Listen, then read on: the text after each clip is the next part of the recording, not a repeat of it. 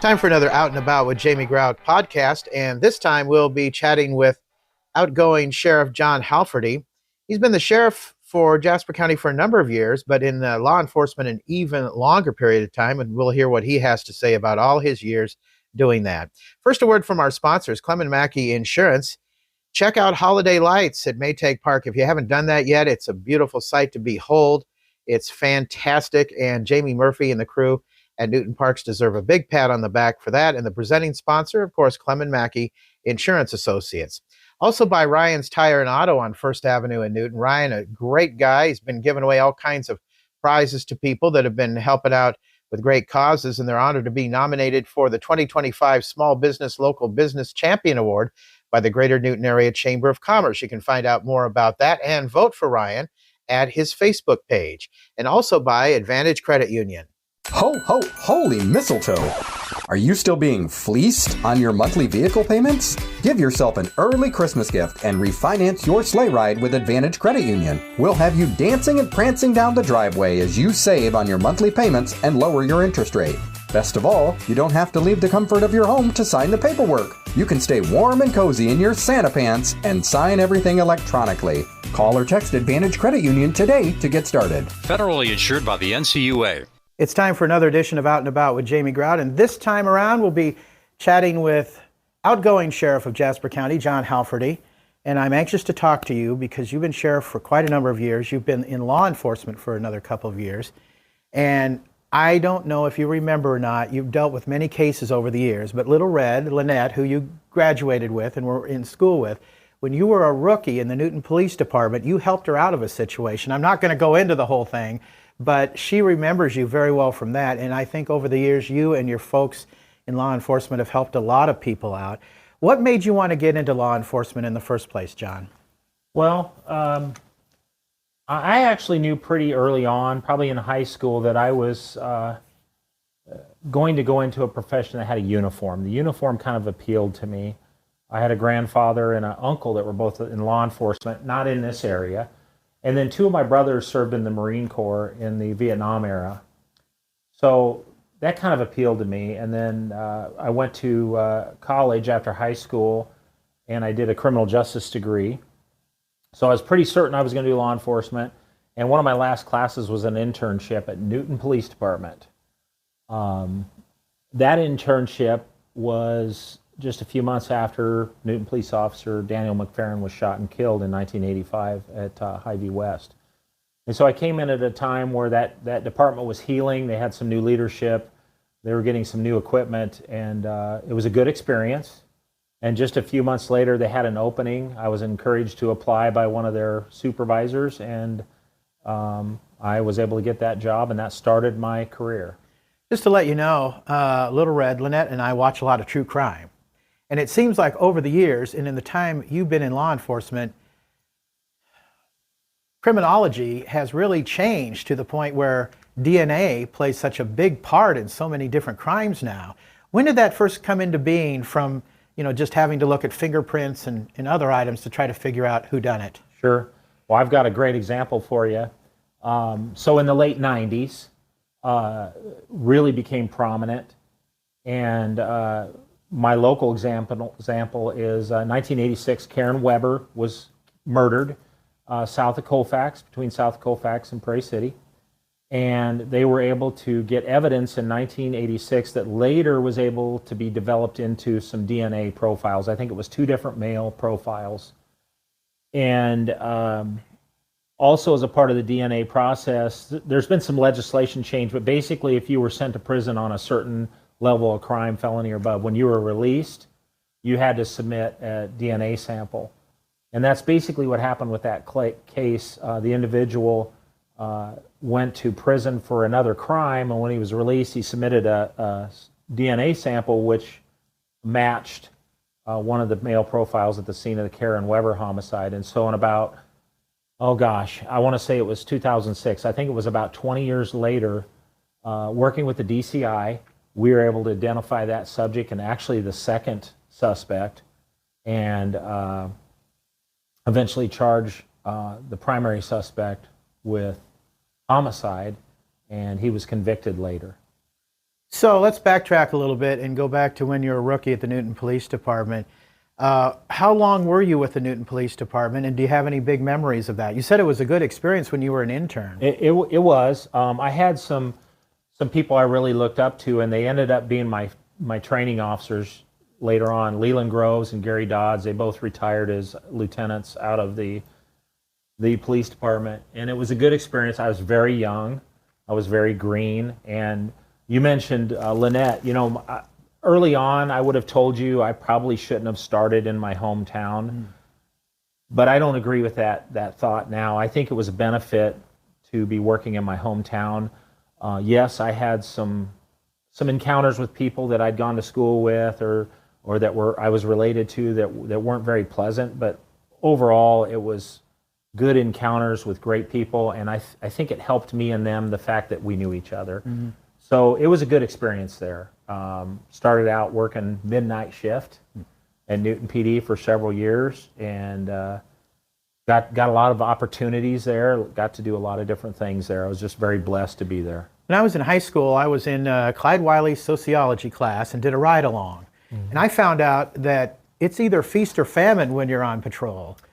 And that's kind of how it is a lot of times, isn't it? Certainly, and I did the same thing. Clyde Wiley took his class, I did a ride-along, and you learn when you're older to enjoy those nice, quiet shifts. When you're young, and even to this day, you like action. That's one of the reasons you're into this. You don't like to see people get hurt. You don't like to see trauma and tragedy, but you like the challenge of being there and being able to help or limit what's going on in some way or another. So that sort of eventually evens out. You take what you can get. You take it when it's calm and quiet, and you know that there's going to be days it's going to be a real challenge. What made you decide you wanted to go with the Sheriff's Department? Yeah, so try to make it a short story. So again, I was very fortunate. I got to do a lot of different things at Newton. I was actually the school resource officer at the time. I did not, I thought I deserved a promotion. At the time, I did not get the promotion, and the sheriff's office was actually hiring, and they offered me a job, but I didn't take it. I kind of sat back and I thought, I don't want to leave because of sour grapes, because I thought I should have been promoted. And so I didn't take it the first time. But about a year later, they had an opening again. I was ready kind of for somewhat of a career change. And again, the PD was good to me, but I had this option to go to the sheriff's office. Plus, we had residency requirements back then. And we had to live, I think when I first started, it was 3 or 4 miles. We had to live within the city limits. I think they expanded it to 8 or 9. But one of the other reasons I left was my wife's family's acreage farm that her dad grew up on. We knew it was going to become available, and we wanted to buy it, but it was outside the residency requirements. I actually tried to get that changed with the city, and I got some resistance, which is really one of the only negative things about the city. So that property came for sale shortly after I took a job at the sheriff's office. So it just kind of all worked out for us for, family-wise where we wanted to be. Mm-hmm. And then how long were you with the sheriff's department before you became sheriff?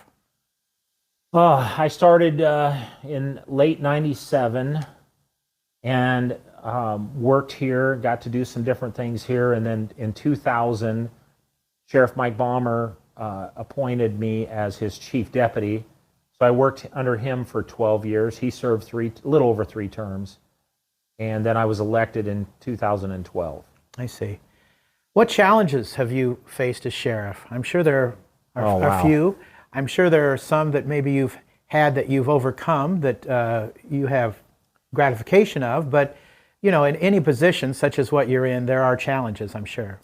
Yeah, I can be my own harshest critic. There's times I look back and I ask myself why I did it, but ultimately at the end, and I certainly have never, I don't have it all figured out. I'm still learning, but I like to think outside the box. I like to be challenged, and I like to address issues. I like to be progressive. I don't like to let them sit. So sometimes that causes problems. Either we're changing things or we're developing new programs.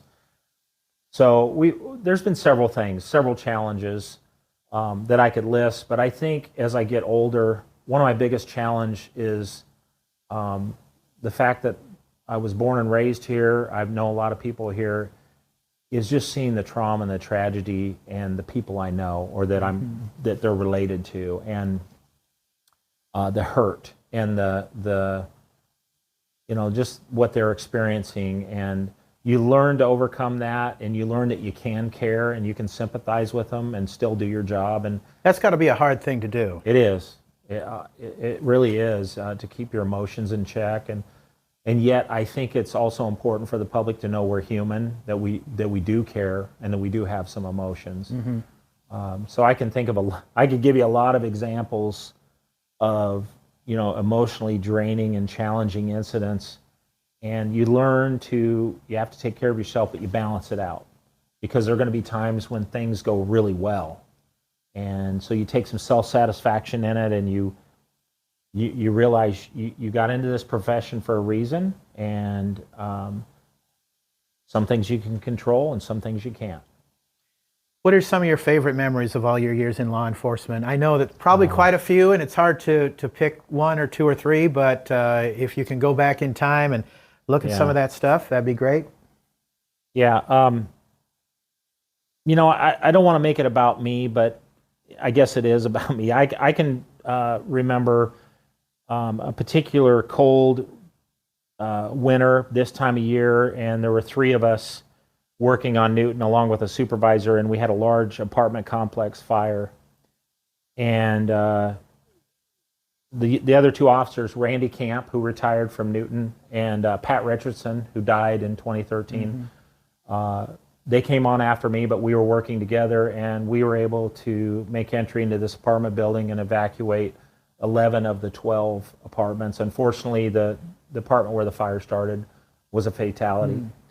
And we struggled with that initially, or at least I did, because we couldn't get the person that died out.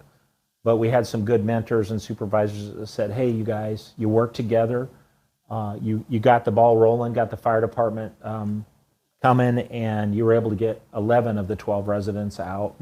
And so that's been a fond memory. The other one that I share for two reasons. It was an incredible encouragement to me, and I use it when I do presentations to others, is about medical care and CPR. Just a few years ago, about 3 years ago, I responded to a call in Newton of a difficulty breathing, and I was close, and that little voice told me to go, not to ignore it, and I did. I didn't have to go. And when I pulled up, I realized it was a couple I knew very well.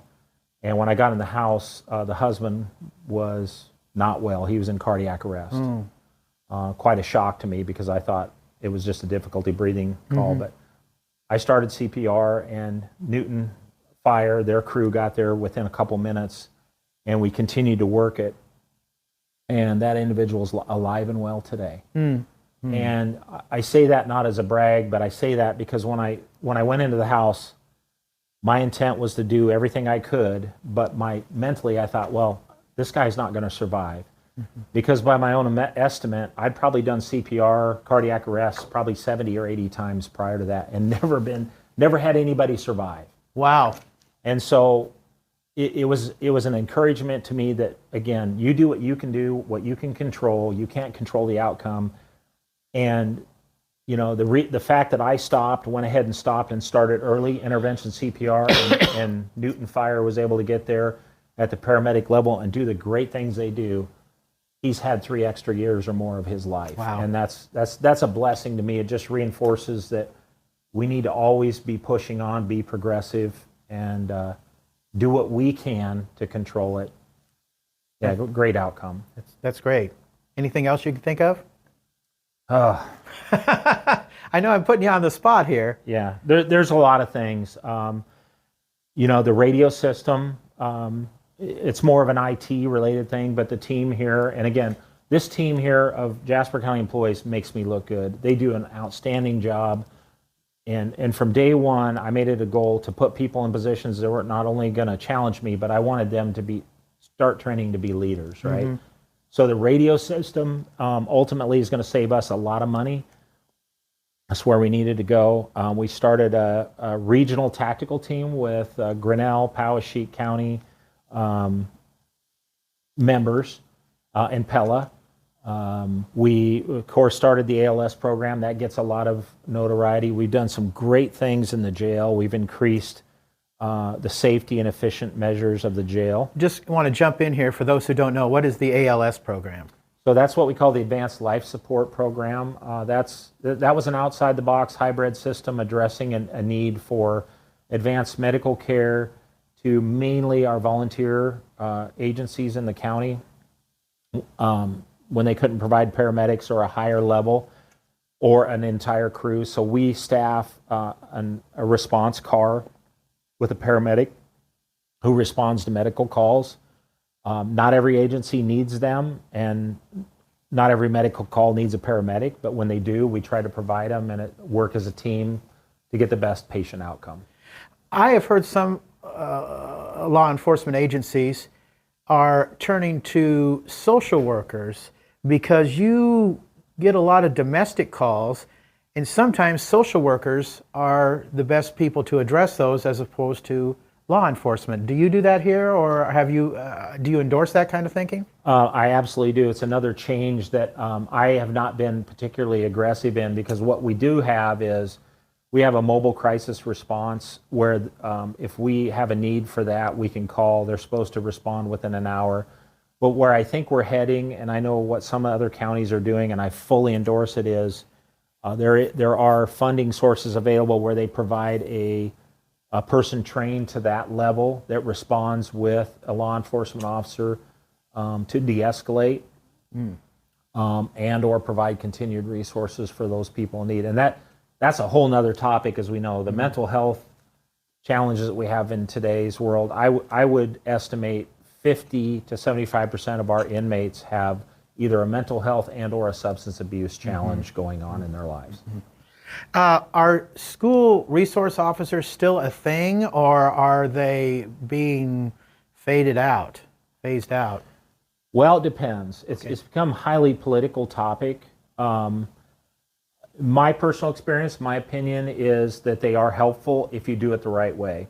So I started in the 90s, when it was fairly new, and got to actually work with a lot of our former teachers that you and I went to high school with. And it was a learning experience. It was challenging. And today we provide an SRO in Linville, Sully, and we're currently close to finalizing an agreement with the Baxter School District. We received funding for that. So I think if you get the right person, you develop the right program, that they need to be there for security, absolutely. But there are a lot of other things they can do to form relationships, provide resources, teach classes. Keep the schools safe. Absolutely. And I, despite what some people say, I absolutely believe it is a deterrent to someone. If they know there's a school resource officer on campus compared to someone that doesn't have an SRO, I do believe it's a deterrent. Our officers are highly trained nowadays. The majority of them have a college degree or a higher level of training. Some of them have bachelor's and maybe even a master's degree. So along with their own life experience dealing with families and kids, I think they're as qualified as anybody to be in the school system to help. Does Jasper County have a DARE program? We do. I've said from the started with Sheriff Balmer, I believe, that we will teach DARE or similar curriculum as long as they want us. And so we've been doing it for 25 plus years in some districts. As long as they want us there, we'll be there. And the curriculum for DARE is updated regularly. In fact, each year our DARE instructors have to go to an update conference. And it's not just about drugs, it's a lot of the hot topics, social media, bullying, that sort of thing. So I fully endorse and continue any program that we can provide to our schools. Is crime on the increase, decrease, or staying about the same in Jasper County in terms of violent crime, in terms of robbery, the different breakdowns that you have there? Excuse me. Now, I'm going to be careful how I say this, because if I start talking about something, we'll probably have one. But Okay. I would say it ebbs and flows, I call it. So we'll have a period of time where we'll have a significant amount of burglaries, and it's generally a very limited number of people, and hopefully eventually we identify them, we make an arrest, and things slow down. We're always going to have traffic issues and accidents. We're always going to have a drug problem. You know, sometimes, and we experience this in Jasper County and in Newton, when you have an aggressive drug enforcement team, people think, well, you got a bigger problem than anybody else, when the reality is they're just being very aggressive in addressing the problem. So there's heroin in Jasper County and Newton. If you would have asked me that or you that when we were in high school, I would have said, no way. And meth is a problem too, isn't it? Meth is a problem. Prescription medications, but ultimately marijuana and alcohol is a problem. So yes, those problems are continual. We need to continually come up with new and hybrid ways to address it. Don't get me wrong, I'm all about that. But I also tell you, we absolutely have to continue to have the ability to make an arrest. We cannot take away the original initial powers of law enforcement that, if need be, they need to be able to arrest the problem. It's not the only solution, but so that, yeah, we have those problems. We don't have a lot of the major crimes, thankfully. We don't have a lot of homicides. We don't have a lot of armed robberies. We have a lot of domestics. We have a lot of civil and mental health issues that sometimes lead into other issues, but I would say we're not any more so than any other particular county. Well, and we just had a school shooting, and of course we had one in Perry, and you know, different people have different ideas on how to control that sort of thing. So I'm going to go the mental health route. Do you think the government needs to spend more on mental health? The mental health system is and has been broken. You and I remember the days when we had the county home. Right across the street from where we are. Right across the street, and we had, the state has beds and facilities available. They just don't have staffing. And so I won't pretend to know all the answers. I won't pretend to have all the training and experience to address each particular issue, but it should be a priority to any legislation. And often the state sometimes, when they shut things down or think the trickle-down effect, it ends up becoming a county problem. And however, we do have some regional mental health teams now that are doing the best they can. There's some funding. But ultimately what it boils down to is bed availability. And bed availability sometimes depends on the actions of the person we're trying to get bed for. If they're violent, or they don't have enough staffing at the facility to provide those resources. So it's a really complex issue, but I know the city of Newton, the county, and our partners, and our for-profit and nonprofit groups are all working together to address the solution. But it's been broken for some time. Money isn't the fix-all, but it would certainly help. Well, I'm going to ask you a controversial question. You are an elected official, however, and we are talking about school shootings. How do you feel about gun control? I am absolutely a supporter of the Second Amendment. I fully intend to carry a firearm when I retire, all right, when I'm no longer a peace officer. I do believe, and I've said this from the start, it was a contentious issue when I ran for sheriff because it was the permit. And my argument is you wouldn't let your child, well, most people wouldn't just let your child jump into a car and drive, right? You're going to expect them to either have some at-home training or permit training or take a test or driver's ed or whatever. And I used my wife as an example. I wanted her to get a permit. She'd never handled a firearm. So I technically could have had her take an online class and she could have carried a firearm, but she didn't really have the training and experience. So I'm a big proponent of, if you're going to do something like that, you need to be proficient, or you need to be understanding of what this weapon can do, how to carry it, how to keep it safe. I realize the Second Amendment doesn't require that. It says we can just carry, but I want to go a step further because of my job. I want to protect others as well. Sure. So I guess I want to get to your retirement here. What are you going to do when you retire anyway? Have you thought about that? Yeah, I've had talked to some friends that have retired, and I think I'm extremely invested into public safety. I joke that it's all I know, right? My first intention is I'm going to take a little time off for the transition as I joke, someone may have to tell me, John, you're not the sheriff anymore. But I'm still going to be involved in public safety. I still am going to volunteer as a fire and EMS provider for Colfax and Mingo. Okay. We're involved with our church. I have grandkids. And don't you have a son that's in fire EMS? My son is the Newton Fire Marshal. That's what I thought. Paramedic. Yeah, he gave a program at Rotary, I think, a couple of times. Yeah. So, that's been really encouraging to see my kids succeed, and they now have kids. So grandkids are awesome.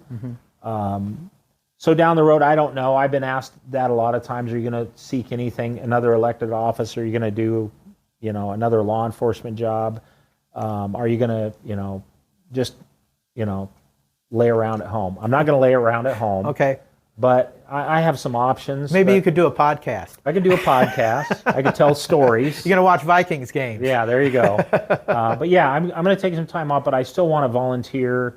I still feel like I can do some good on the fire and EMS side. And then I'm a spiritual person, a faithful person, and my family's been extremely supportive. So I'll just kind of see what happens. Okay. And you have an open house coming up, huh? Yes. Tell us about that.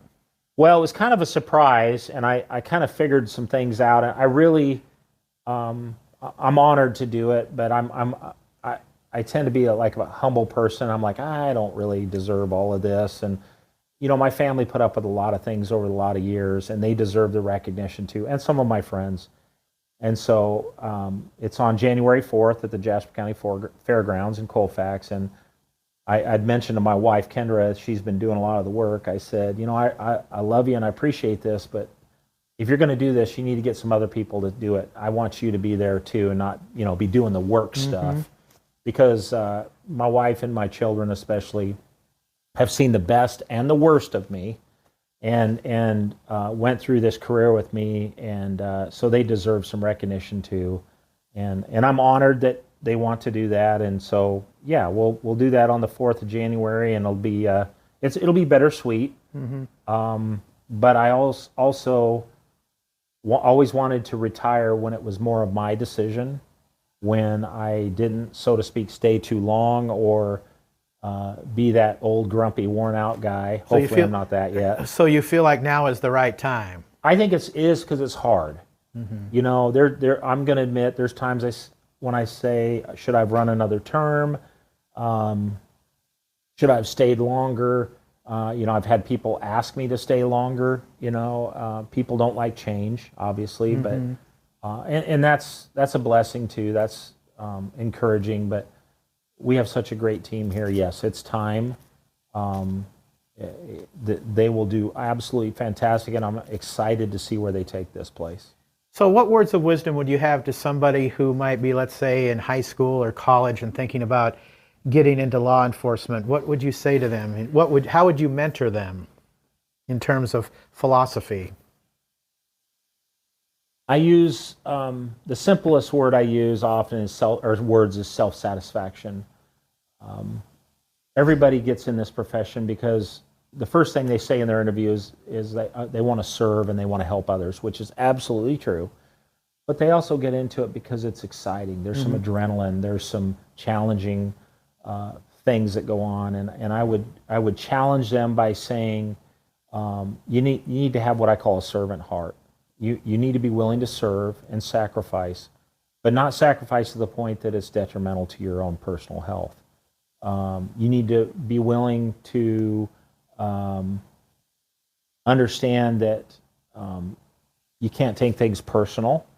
Often our uniform is just a sign of authority, and some people just don't like that. Or in the case of trauma or death, we just seem to be the default who they get upset with. And so just learning that to navigate those waters, learning that you can care and have empathy for people, but still be professional and do your job. But ultimately, my goal was when I left here was I hope that I've made a difference. I hope that I've been transparent and shown and modeled integrity and leadership that the mentors before me did for me. Thanks for talking with us today.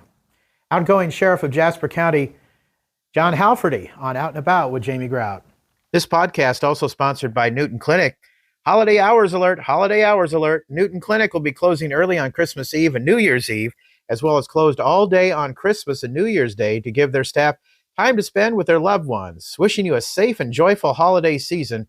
That's the Newton Clinic. Also, Newton Des Moines East KOA will be telling you in just a couple moments about how they can help you sell your RV. Also by Pizza Ranch, the Salvation Army, wanting you to register to ring those red kettlebells at registertoring.com. Also by Westside Java Coffee Bar, Lynette Baker, Halo Branded Solutions representative in Newton, and also by Johnson Aviation. Make sure you check out Johnson Aviation's Facebook page. They'll be telling you about the flying lessons that they're giving, and they have an introductory flight lesson offer going just in time for Christmas for only $60 at Johnson Aviation. For more information, contact Ethan at 641-792-1292.